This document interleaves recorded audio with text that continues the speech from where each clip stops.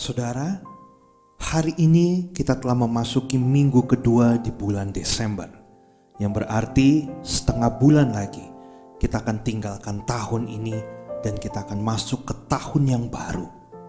Dan biasanya pada waktu kita mau memasuki tahun yang baru, semua orang akan membuat yang namanya resolusi, saudara.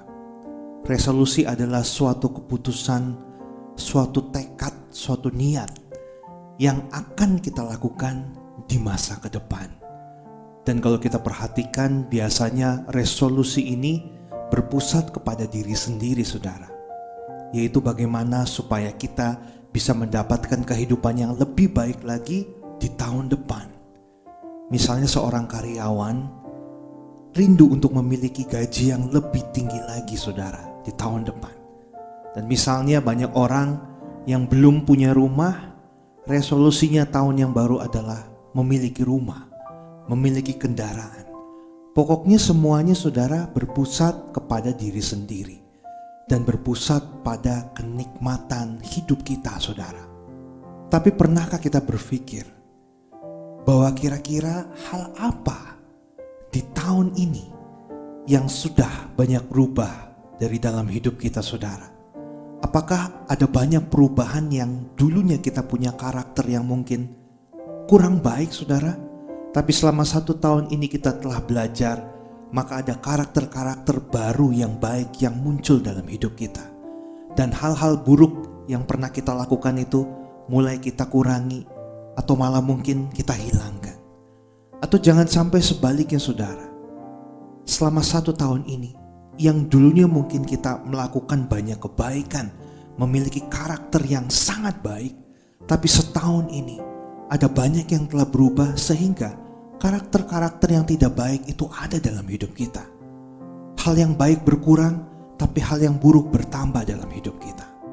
Dan pernahkah kita berpikir, saudara, pada waktu kita akan menutup tahun yang lama dan masuk ke tahun yang baru, kita merenungkan kehidupan kita. Kita berdoa dan bertanya kepada Tuhan, apa yang kira-kira Tuhan mau saya lakukan dalam hidup ini. Sama-sama saat ini kita mau belajar, saudara, supaya resolusi yang kita miliki bukan tentang diri kita lagi, tapi resolusi yang kita miliki biarlah semuanya itu tentang Tuhan. Ini adalah resolusi tentang kekekalan, saudara, tentang hal-hal yang tidak bisa hilang. Kalau resolusi tentang kenyamanan hidup yang biasa kita susun pada waktu kita memasuki tahun yang baru, saudara, semuanya itu hanya semu, semuanya hanya sementara dan akan hilang kapan saja. Tapi marilah kita sama-sama saat ini belajar untuk memiliki resolusi kekekalan dalam kehidupan kita, yaitu berbicara tentang hal-hal surgawi, hal-hal yang tidak akan pernah hilang dalam hidup kita, saudara. Bahkan hal-hal yang Tuhan rindukan ada di dalam kehidupan kita menjadi seperti Kristus. Matius 6 ayat 31-33 berkata demikian, saudara. Sebab itu janganlah kamu khawatir dan berkata, apakah yang akan kami makan? Apakah yang akan kami minum? Apakah yang akan kami pakai? Sebab semua itu dicari bangsa-bangsa yang tidak mengenal Allah. Akan tetapi Bapamu yang di sorga tahu bahwa kamu memerlukan semuanya itu. Dikatakan, tetapi carilah dahulu kerajaan Allah dan kebenarannya, maka semuanya itu akan ditambahkan kepadamu. Saudara, pernahkah kita merenungkan dalam kehidupan ini? Pada waktu kita mau meninggalkan tahun yang lama, masuk ke tahun yang baru, kira-kira hal apa yang Allah rindukan supaya kita bisa lakukan dalam kehidupan kita selama kita ada di bumi ini, saudara. Sehingga pusat daripada resolusi kita itu bukan tentang diri kita. Sebenarnya resolusi-resolusi yang kita buat, saudara, hampir kebanyakan berbau tentang kenyamanan hidup dan apa yang kita inginkan, yang kita harapkan. Karena apa? Sebenarnya pada waktu kita menatap masa depan, kita kadang-kala suka khawatir, saudara. Kita takut apa yang akan terjadi ke depan, kita gak pernah tahu. Karena itu kita mempersiapkan diri kita sedemikian rupa supaya kehidupan kita tidak mengalami kesulitan di waktu ke depan. Tapi dikatakan firman Tuhan, saudara, luar biasa, mengingatkan setiap kita, jangan pernah khawatir akan hari esok. Bahkan semua hal, kenyamanan hidup, itu semua dicari oleh bangsa-bangsa, oleh orang lain yang tidak mengenal Allah. Nah saudara, kalau kita memiliki resolusi yang hanya berpusat di dalam diri kita, hidup kita saja, kenyamanan hidup kita saja saudara, maka apa bedanya kita dengan orang dunia? Disinilah letak perbedaan kita. Orang dunia boleh memiliki resolusi yang berpusat kepada dirinya sendiri, kepada kenyamanan kehidupannya. Tetapi saat ini kita sebagai anak Tuhan saudara, kita harus mencari kebenaran, mencari kerajaan Allah lebih dahulu. Berarti resolusi kita harus diubah menjadi resolusi kekekalan. Karena resolusi yang kekal ini saudara, berbicara tentang hal-hal surgawi saudara. Dan hal ini tidak akan pernah bisa hilang. Resolusi manusia, resolusi dunia ini semua sementara, bisa hilang. Tetapi resolusi yang berbau dengan kekekalan, berbau surga, berbau dengan Allah, yang Allah inginkan dalam hidup ini, itu yang tidak akan pernah hilang sampai kapanpun saudara.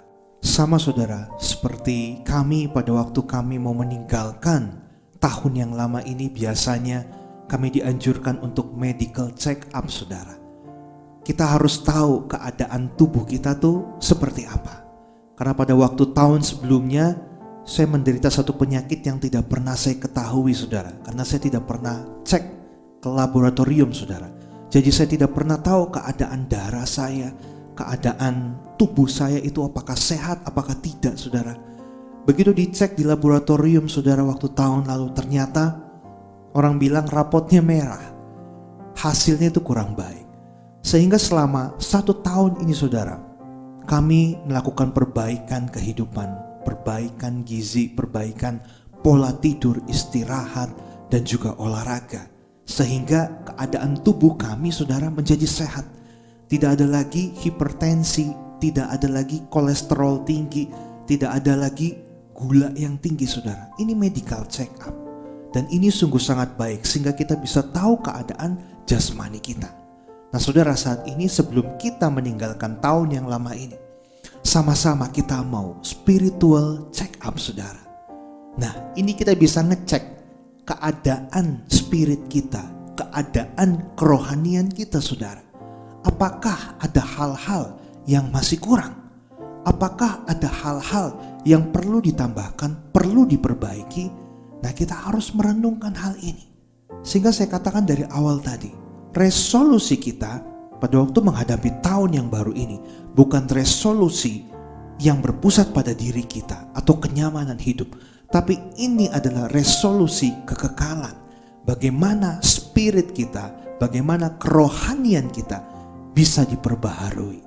Sehingga hal itu bisa menyenangkan hati Tuhan. Dan apa yang menjadi rencana kehendak Tuhan dalam kehidupan kita saudara bisa digenapi di tahun yang baru nanti. Filipi 3 ayat 10 berkata demikian. Yang ku kehendaki ialah mengenal Dia dan kuasa kebangkitannya dan persekutuan dalam penderitaannya, di mana aku menjadi serupa dengan Dia dalam kematiannya, supaya aku akhirnya beroleh kebangkitan dari antara orang mati. Saudara, di dalam ayat ini ada kata mengenal Dia. Dan saya melihat di dalam bahasa aslinya saudara dikatakan mengenal adalah ginosko, yang artinya adalah to be taking in knowledge, to learn, to know. Berarti saudara, kita sebagai umat Tuhan, kalau kita disebut untuk mengenal Tuhan, itu bukan hanya kita datang ke gereja dan kita bilang, ya saya tahu, saya kenal Tuhan saya adalah Yesus Kristus. Bukan cuma nama saudara, tapi dikatakan mengenal ini, kita punya pengetahuan, kita punya knowledge tentang Allah, tentang Tuhan. Bahkan to learn saudara, kita harus mau punya hati yang mau belajar. Berarti ada satu action, ada satu aksi dari hidup kita. Kita harus jadi umat Tuhan yang cerdas. Bukan hanya menerima firman dari orang lain saja. Bukan hanya mendengar firman Tuhan dari para hamba-hamba Tuhan saja. Bukan berarti tidak boleh saudara, sangat boleh. Tetapi lebih daripada itu, Tuhan mau kita mengenal Dia. Kita mau mempelajari saudara firman Tuhan secara pribadi. Setiap kita memiliki Roh Kudus. Berarti pada waktu kita mau membaca firman Tuhan, mungkin awalnya kita tidak mengerti saudara. Tapi pada waktu kita minta tuntunan Roh Kudus, Dia akan membukakan kita banyak sekali pengertian akan firman Tuhan. Sehingga kita bisa mengenal Dia secara dalam saudara. Jadi kata mengenal di sini jauh lebih dalam. Kita harus jadi umat yang suka belajar akan firman Tuhan. Supaya kita bisa mengerti sifat Allah, karakter Allah, cara kerja Allah dalam hidup kita itu bagaimana. Kita bisa mengerti. Bahkan kita juga saudara tidak terpengaruh oleh pengajaran-pengajaran yang keliru. Pengajaran-pengajaran yang kelihatannya rohani tapi sebenarnya tidak rohani. Dari situlah kepekaan kita akan dipertajam saudara. Lalu dikatakan mengenal Dia dan kuasa kebangkitannya. Saudara, kuasa kebangkitannya ini berbicara tentang apa? Dalam bahasa aslinya dikatakan anastasis, yaitu moral recovery atau saudara spiritual truth. Selain kita harus mengenal Dia saudara, kita harus mempelajari Dia, mempelajari Allah kita. Dikatakan bahwa kita juga harus mengalami kuasa kebangkitannya. Kita harus mengalami yang namanya moral recovery, pemulihan moral kita. Kita tahu tidak ada satu orang pun dalam dunia ini yang suci benar-benar saudara. Semua telah jatuh dalam dosa dan seharusnya kita binasa.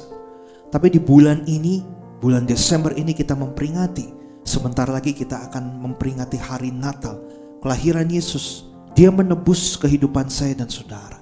Tujuannya untuk apa? Supaya moral kita kembali dibenarkan.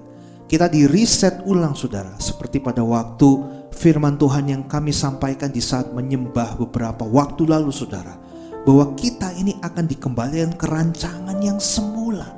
Spiritual truth, moral recovery saudara. Sehingga yang namanya dosa yang ada dalam hidup kita, kita bisa kalahkan. Kita bisa matikan hari itu. Dan kita bangkit saudara, bersama dengan kuasa Tuhan menjadi manusia yang baru. Nah ini adalah maksud daripada ayat yang kita baca tadi saudara. Sehingga saudara, kehidupan kita nantinya akan menjadi kesaksian yang efektif bagi banyak orang. Sehingga kesaksian kita itu bukan hanya sekedar memberitakan firman Tuhan saudara, tetapi lewat hidup kita yang sudah diubahkan. Yang dulunya tadi kita jahat saudara, penuh dengan dosa, penuh dengan hawa nafsu, penuh dengan hal-hal yang kurang berkenan di hadapan Tuhan. Tapi pada waktu ada Yesus masuk dalam kehidupan kita, adanya satu perubahan dalam hidup kita, sehingga orang lain bisa melihat bahwa Allah mengubahkan kehidupan setiap kita. Dan saya mau katakan, itu adalah kesaksian yang sangat efektif bagi banyak orang. Tanpa kita harus berkhotbah dengan lantang, tanpa kita harus berkata besar saudara tentang firman Tuhan. Orang cukup dengan melihat gerak-gerik kita, kehidupan kita yang penuh dengan kasih yang telah diubahkan menjadi baru. Orang akan mengerti dan orang akan mengenal Yesus lewat cara hidup kita saudara. Lebih mudah percaya mana saudara? Jika ada satu orang yang belum percaya kepada Tuhan, lalu ada seorang pencuri yang masih melakukan pencurian, dia masih melakukan perbuatan jahat, tapi dia bersaksi akan firman Tuhan ini kepada orang yang belum mengenal Tuhan. Dikatakan bertobatlah, kerajaan Allah sudah dekat. Bertobatlah karena Allah itu penuh dengan kasih. Orang yang dikhotbahin tidak akan percaya, karena dia belum melihat bahwa kehidupan dia baik saudara. Tapi saudara, tanpa kita berkhotbah kepada orang lain, kalau dulunya ada seorang pencuri, tetapi setelah bertemu Tuhan, pencuri ini diubahkan. Yang tadinya mencuri, dia tidak mencuri lagi, tapi dia memiliki kasih. Bahkan dia bisa memberikan hartanya kepada banyak orang, menolong orang. Saudara, tanpa orang ini berkhotbah, orang yang belum mengenal Tuhan, mereka akan diubahkan, mereka akan dibukakan saudara, karena kehidupannya yang telah diubahkan. Jadi kehidupan kita ini menjadi kehidupan yang efektif, kesaksian bagi banyak orang.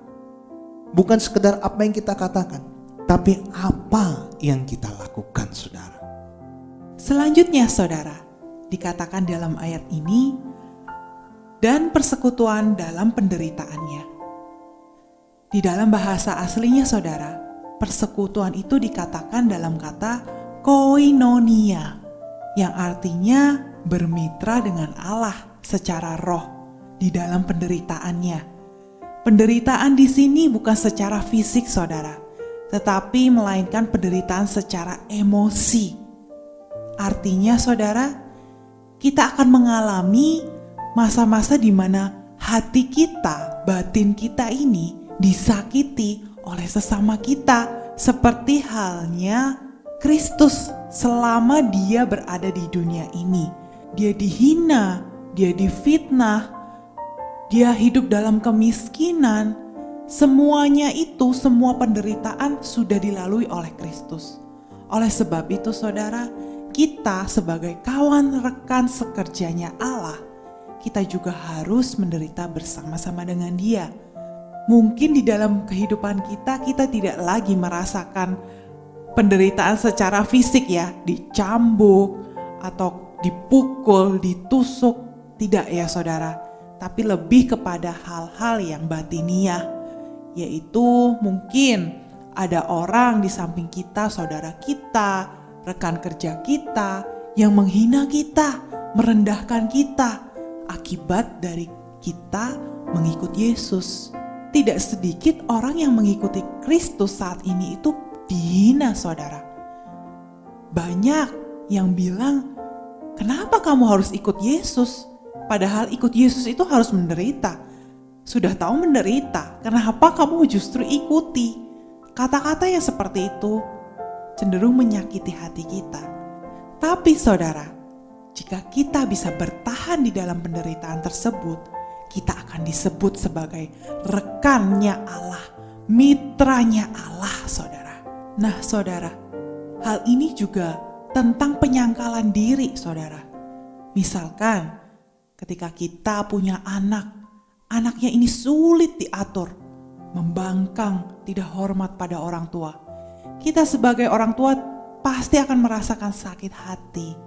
Tapi kita harus bisa sabar dalam menghadapinya saudara. Ini yang disebut dengan penyangkalan diri. Kalau kita cenderung memiliki karakter yang tidak sabaran, pasti Tuhan akan mendatangkan orang-orang yang membuat kita tidak sabaran. Nah, di situ apakah kita bisa menjadi pribadi yang lebih sabar daripada sebelumnya? Ini berbicara tentang meninggalkan manusia lama, karakter manusia lama kita tinggalkan, digantikan dengan karakter yang baru, yaitu karakternya Yesus yang penuh dengan belas kasihan, penuh dengan buah roh, damai sejahtera, sukacita. Itu yang harus kita miliki di dalam kehidupan kita. Lalu saudara, dikatakan di ayat ini, di mana aku menjadi serupa dengan dia dalam kematiannya. Menjadi serupa dikatakan being conformed, yang artinya menyesuaikan ke bentuk yang sama seperti Kristus. Tuhan menghendaki kita semua umat manusia itu sempurna, seperti Tuhan yang juga sempurna. Jadi saudara, tidak ada alasan lagi bahwa kita adalah manusia yang tidak sempurna, jadi kita sah-sah aja untuk melakukan dosa. Tidak saudara, Yesus sudah mati untuk kita, menebus dosa-dosa kita, sehingga dia meneladankan banyak hal di kehidupan manusia, agar kita sebagai manusia yang tadinya cacat, yang tadinya rusak, bisa dikembalikan lagi keadaannya seperti semula, seperti di awal Tuhan menciptakan kita sebagai manusia, yaitu manusia yang sempurna. Maka dari itu, kita harus berjuang sekuat tenaga. Dengan kekuatan Roh Kudus kita harus mau untuk menjadi sempurna, yaitu mematikan kedagingan kita, meninggalkan keduniawian kita, mengubahnya dengan konsep kekekalan. Dan hidup saudara akan menjadi kesaksian bagi banyak orang apabila kita sudah berubah, apabila kita sudah diubahkan dengan konsep kekekalan, maka banyak orang akan melihat bahwa engkau adalah terang. Seperti Yesus yang telah turun di dalam dunia ini, dia menjadi saksi pertama yang memberikan kita contoh bagaimana hidup di dalam kasih dan kebaikan. Dan di kalimat yang selanjutnya dalam ayat ini dikatakan, supaya aku akhirnya beroleh kebangkitan dari antara orang mati. Nah saudara, beroleh kebangkitan di bahasa Inggris dikatakan a rising up and out, resurrection. Ini artinya saudara, kita akan dibangkitkan, kita akan keluar dari manusia yang lama, mengenakan manusia yang baru. Tetapi saudara, kita terlebih dahulu harus mematikan manusia lama kita, mematikan keduniawian kita saudara.